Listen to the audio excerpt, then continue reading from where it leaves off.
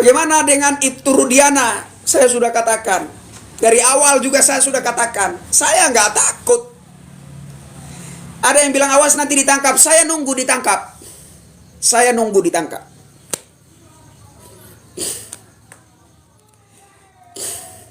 Sempat ada yang ngerekam layar. Kirimkan ke Ibtu Rudiana. Tangkap saya. Saya mau melihat apakah Ibtu Rudiana lebih hebat daripada Tuhan yang kita sembah, atau dia hanyalah seorang manusia yang terdiri dari darah dan daging seperti saya. Silakan rekam layar, silakan kirim kepada Ibtu Rudiana. Merasa terusik dengan saya, merasa terganggu dengan saya, berniat tangkap saya, silahkan tangkap saya. Karena saya juga penasaran, ingin melihat terbuat dari apa seorang Ibtu Rudiana sehingga Kapolri pun enggan menguak kebenaran kasus Vina Cirebon ini. Apakah Ibtu Rudiana terbuat dari emas? Apakah Ibtu Rudiana terbuat dari besi dan baja? Atau kita sama-sama diciptakan oleh Tuhan yang satu dari tanah? Artinya saya bisa mati kembali menjadi tanah, Anda juga bisa mati kembali menjadi tanah. Yang paling penting dalam hidup ini, apakah kita menorehkan catatan yang indah yang dapat menjadi panutan generasi penerus bangsa? Apakah kita meninggalkan jejak-jejak yang bisa menginspirasi generasi penerus bangsa? Atau kita justru meninggalkan cerita-cerita negatif, cerita-cerita yang tidak elok, yang tidak pantas untuk dicontoh oleh generasi penerus bangsa? Apakah kita meninggalkan cerita yang indah, yang akan terus-menerus diukir dan dikenang-kenang oleh generasi penerus bangsa? Ataukah kita meninggalkan momok, menakutkan, menjijikkan bagi generasi penerus bangsa? Ini pertanyaan umum yang patut kita renungkan. Berapa tahun Anda hidup? 70 tahunkah? 80 tahunkah? 100 tahunkah? 1000 tahunkah? Suatu saat Anda pasti mati dan kembali menjadi tanah, karena kita sama-sama terbuat dari tanah. Begitu juga dengan Ibtu Rudiana.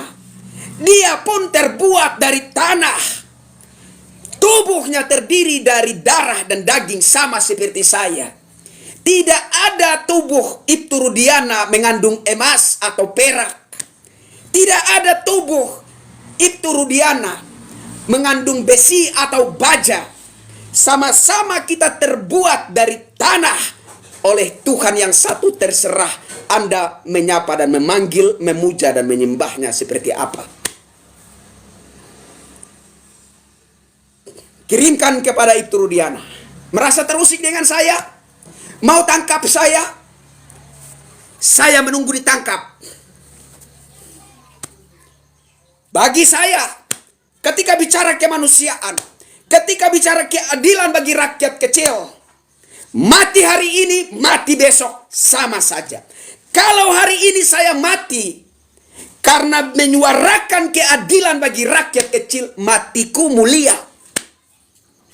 Pertanyaan untuk Anda adalah, apakah matimu akan mulia?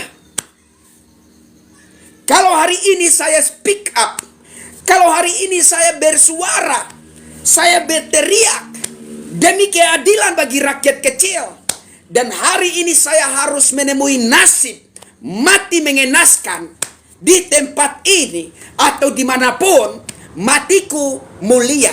Menjadi pertanyaan buat Anda adalah, apakah dengan segala rekayasa penegakan hukum yang menjadikan rakyat kecil yang tidak tahu menau persoalan apa yang sedang terjadi menjadi korban, disiksa, dianiaya, diinjak, ditendang, dipukul, dikasih minum air kencing, dipenjarakan, bahkan dituntut hukuman seumur hidup? Apakah matimu akan mulia? Atau seperti apa matimu di pandangan Tuhan Yang Maha Esa? Silahkan Anda renungkan, silahkan Anda jawab sendiri. Kirimkan kepada Ibtu Rudiana. Kalau merasa terganggu, merasa terusik dengan saya, berniat tangkap saya, tangkap saya. Bila perlu tembak saya, sekaligus mati. Matiku mulia. Menjadi pertanyaan untuk Anda, apakah matimu akan mulia atau matimu akan menjijikan di mata Tuhan Sang Pencipta? Silakan rekam layar, kirimkan kepada Bapak Kapolri. Saya katakan Kapolri Jenderal Listio Sigit Prabowo tidak punya malu. Saya katakan Bapak Kapolri Jenderal Listio Sigit Prabowo tidak punya nyali, tidak punya keberanian, penakut, pengecut. Saya katakan Jenderal Listio Sigit Prabowo tega terhadap rakyat kecil. Saya katakan Kapolri Jenderal Listio Sigit Prabowo munafik, sangat-sangat munafik. Mengatakan kalau anggota, kalau bawahnya itu tidak beres, kepalanya saya potong. Mana buktinya, Pak Jenderal? Mana buktinya, Jenderal? Apakah Anda tidak mengetahui bahwa di bawah-bawah semuanya tidak beres? Apakah Anda tidak mendengar? Apakah Anda tidak melihat bahwa di bawah itu nggak beres semua, Jenderal? Di bawah-bawah itu tidak beres semua.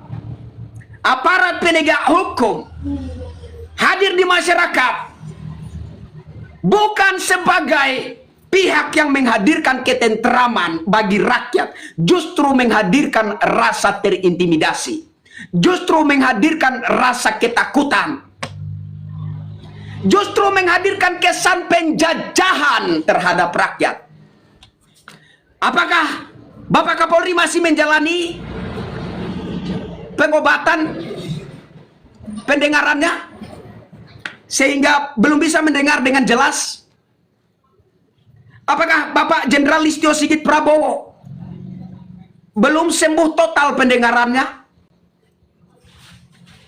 Jadi silakan rekam layar, kirim kepada Kapolri Jenderal Listio Sigit Prabowo. Saya Kristianto Yenoni menyatakan Kapolri Jenderal Listio Sigit Prabowo pengecut.